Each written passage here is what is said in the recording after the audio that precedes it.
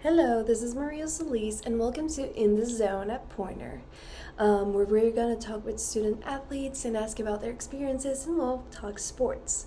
Today, we're going to talk about the NHL playoffs. We're going to talk about the Tampa Bay Rowdies being part of the USL Championship, and we have a very special guest named Autumn Jones. She used to be a tennis player back in high school, and she has recently started her competitive running career. So yeah, let's get started. Okay, so let's get started and talk hockey. The NHL playoffs are in full swing, and Tampa Bay is up against the Panthers in round one. Now, round one has been kind of brutal for the Bolts. Game 1, the Florida Panthers won 6-2, Game 2, 2-0, Game 3, Bolts won 5-1, and Game 4, that is the most recent one, the Florida Panthers won 2-4. So let's get a little bit more into the Game 1 action. I first of all want to spotlight Brayden Point's goal in the first game. It came in the second period, and honestly, it was a glimmer of hope in a rough stretch for Tampa Bay. Ryan McDonagh set it up beautifully, sliding a cross-ice pass to Point, who ripped a one-timer from the left circle. It was clean, it was quick. In my opinion, it was classic Point. Now that is a kind of finishing Tampa Bay is going to need more of if they want to improve in Game 5. But let's be honest, this game belonged to Matthew Tkachuk. He came back after missing the last 25 games of the regular Panthers season and looked like he had never left. He scored 2 power play goals, one from the low slot and the other one from the right circle that took a wild bounce of Hedman's skate, and he also tallied an assist. And in my opinion, it wasn't just the goals, it was the energy. He was everywhere. Tkachuk was firing up his teammates, he was crushing the net, he was just being that guy that won't quit. Florida won 3 for 3 on the power play, which is not just effective, but it is dangerous. So for Game 5, Tampa's really going to need to tighten up that penalty kill and come out swinging this Wednesday. Game 5 is coming up Wednesday, April 30th at 8:30 p.m. So Bolts fans, round 1 isn't over, the Bolts still have a chance. So yeah, the Stanley Cup energy is on, and anything can happen. It is playoff hockey after all, so chaos is part of the fun. Okay, so let's switch gears and let's talk about this Tampa Bay Rowdies dramatic opening match in the USL Jägermeister Cup. It was a game of 2 halves, literally. A first half that was full of energy and execution, and a second half that left the fans with a lot of questions. The final score was technically a 3-3 draw, but a loss in penalties. So let's unpack it. So the Tampa Bay Rowdies against the Miami FC, and in the first half, let's just talk about it because it's the moment where the Rowdies shine the most. First of all, in the first 8th minute, Pages broke through with a long-range strike, which, yes, it was deflected, but it definitely was a shot that had a lot of purpose because right after that, that goal set the tone, and you could really feel that momentum building. Then came the 28th minute where McPherson sent in a perfect cross from the right flank, and it reached center back Robert Castellanos that made no mistake with his header and turned the game into a 2-0. And then only 4 minutes later, again Pages helped create the chance, and the Rowdies struck again. It was a threaded pass through Miami's defender's legs, and Ollie Bassett picked it up, who passed it down to Manuel Arteaga, who finished the game. The first part of the game, it was 3 goals in 32 minutes. Al Lang Stadium was going crazy. Now, after that first half of the game was over, we kind of realized that it just felt like a different team walked out of the locker room. This is where things started to fall apart, and after all, soccer is a 90-minute game. Around the 57th minute, Aaron Guillen was called for a penalty, which meant that Miami's Sebastian Blanco scored, and it suddenly was a 3-1. Then Tobias Zarate hit a low free kick that pierced through the Rowdies' wall and slipped into the bottom corner. And finally, in the 77th minute, there was a cross from the right that headed across the box, and Lucas Melano had scored. this was now a game that was tied. It went from 3-0 to 3-3, and it was just a collapse for the Rowdies. It was just plain and simple. The match went straight to penalties, and it started pretty well. Ethan Mandre saved Miami's first attempt, and the Rowdies scored their first three. That was Bassett, Arteaga, and Fernandez. But after that, we once again saw a switch. That did not help the Rowdies at all. Right after that, Miami's keeper made 3 straight saves, which stopped Crisostomo, Mustali, and Worth. Miami took the extra point in the standings, while the Rowdies just took 1. That ended the game, where the Rowdies didn't win. They lost against Miami, and the main takeaway after this game is that the Rowdies showed real promise in that first half. The attack was sharp, it was quick, the passing was creative, the energy was just right. But they really do need to find a way to maintain that energy throughout the whole 90 minutes. So they've got 3 more group stage games in the Jagermeister Cup, and their next one is at home against South Georgia Tormenta on May 31st. And before that, the regular season play resumes next Saturday, where they're gonna face the Birmingham Legion. That's all for today regarding the Rowdies, and now we are gonna have our special guest, Autumn Jones, that's gonna share her experience running and playing tennis. So I'm here with Autumn Jones. She used to play tennis back in high school, but she has recently started running.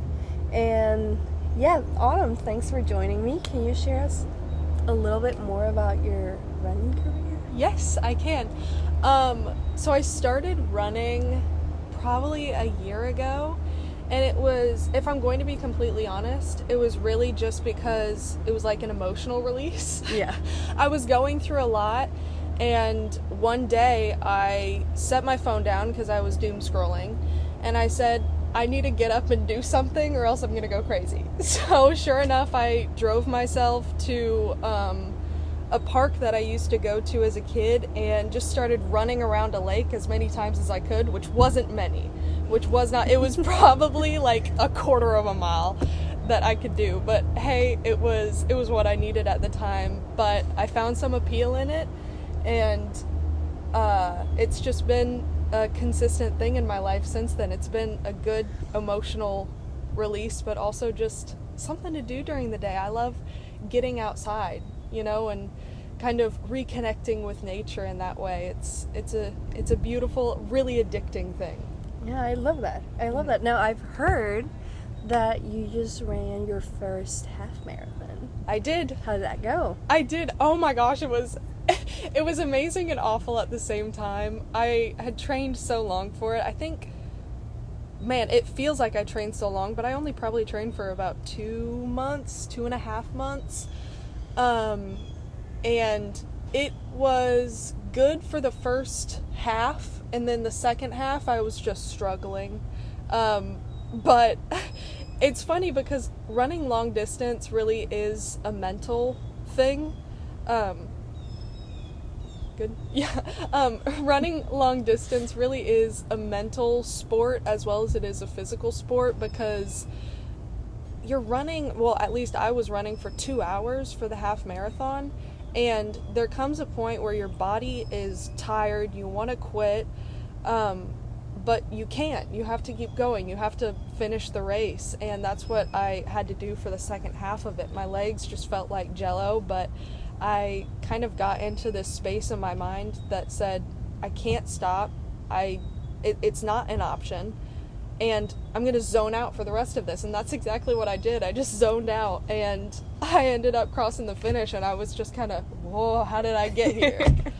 But yeah, it was awful. I definitely was, a part of me was crying on the inside because I was hurting so bad, but I'll probably do one again soon, if I'm going to be honest. Yeah, I bet getting that medal felt really good. Yes, it was a completion medal. Everybody got one, but hey, it still felt good, and it is somewhere in my house right now. Could I tell you where? No, but it is somewhere in my house, and I am proud of it. That's really nice. Have you thought the next one, is it gonna be a full marathon? Is it gonna be a triathlon? Who knows? like Triathlon is actually fun. I did triathlons as a kid. I got first place. Yeah, I have a little picture of me holding up my medal. I look ugly. I was so sweaty. But and I think I want to do one again soon, a half marathon at least. But I want to do a shorter distance, probably a 5K, to work on my pacing. And I don't know, the half marathon training took so long, and we're coming on summer, and it's hot, and I don't know if I want to be running that long of distances while in the Florida heat. Yeah. So I'll probably be training for a 5K soon and try to, I don't know, look up what times I'm doing now and take off 5 minutes or something like that. But then afterwards, for the fall, I'll probably be training for another half marathon, and then if I get comfortable with that half marathon, then I think I may train for either a triathlon or a full marathon. I think that would be fun. That's impressive. I hope Thank you. that goes really well. It sounds like there's a lot of training. There's a lot of dedication to it. Yeah. Do you think you've learned something from that, from like since you started training? Have you been able to apply this on any other aspect of your life? I don't know if there's anything I've learned from my training, but I will say it's provided me with a new mindset. And it's just the ability to get out there almost every single day and be in nature. The dedication to being in nature, the dedication to investing in yourself and in your own health, it really is, it sounds so cliche, but it really is life-changing to, I don't know, invest in yourself, because I'm not doing that with any other aspect of my life, except for, of course, school and whatnot, but that time training, it's something that I've taken for only myself. It's an accountability thing that I've done just for myself, and it's really rewarding. So it's given me a new mentality in that, I don't know, I just have a greater appreciation for what I'm capable of and being with myself, and it's given me a lot of self-love and whatnot. And it sounds so cliche to say all of that, but running is good for your mental health is what I'm trying to say in a really kind of weird way. If it sounds cliche, it's really important for you, and it's something that will definitely improve your mental health, your well-being, and everything. 100%. Yeah. Yeah. So that is very cool. Mm-hmm. Now, I know you've played tennis as well. Mm-hmm. And have you been keeping up with any kind of sports, whether if it's tennis, whether if it's running? No. Is there any sports that you love and like to watch a lot? Okay, football. I love watching football, but I do not play it. Actually, I tried to play it in middle school, and I have this thing where I need to be the best in everything, so we played flag football, and I was always the quarterback with the big old arm, which is so surprising because I have twig arms, but I did learn how to throw football just for flag football, and I ended up excelling in that. But yeah, it's odd. I don't pay attention to any running news. I don't pay attention to any tennis news, but I talked about this a while ago, but my dad taught me how to play tennis, and he updates me on all the tennis news. He'll call me up just to tell me about tennis. He'll say, Djokovic was doing this, and, this person won this. Actually, Coco Gauff, she's at the top of her game. And I'll say, that's really good, Dad. But other than that, no, I don't really do it. I don't keep up with it, just because, I don't know, I have better things to do. Not better. Let's not say that, because I still invest in football. It's just, I have other things that I'm doing in life, and the reason I'm running is not to specifically compete, and since I'm not invested in tennis anymore, I'm not invested in, pursuing either of those worlds, the professional aspect of either of those worlds. But hey, you did compete not so long ago on that half marathon. How did you end up in that? First place in females. Ooh, nice. First place in females and 7th overall. And I would like to just leave it at that and say period, 7th overall, first in females. But also I feel the need to note there was about 50 people in that race. And that's not a big statistic. It's still a good standing for your first marathon. Now, don't ask how old any of the other women were, because I think one of them was breaking 80. Okay. But there were a couple my age, and did I feel good when I passed them? Yes. But yeah, the 80-year-old, she was cheering me on each time I lapped her. She goes, "Good job, you're doing great." And I said, "You too, Granny." No, I didn't say. I said, "You too." Okay. Well, thank you so much for joining me. That Yeah. was really interesting. Good luck with running, with Thank those couple half marathons you're going to be training for. Oh yeah, yeah. My legs will be big and strong, and I'm excited. I love that. I love that for you. Yes. Okay. Thank you. Well, thank you. That was it. It was a really interesting chat. And we'll keep an eye on how the NHL playoffs are going and how the Tampa Bay Rowdies do in the next game.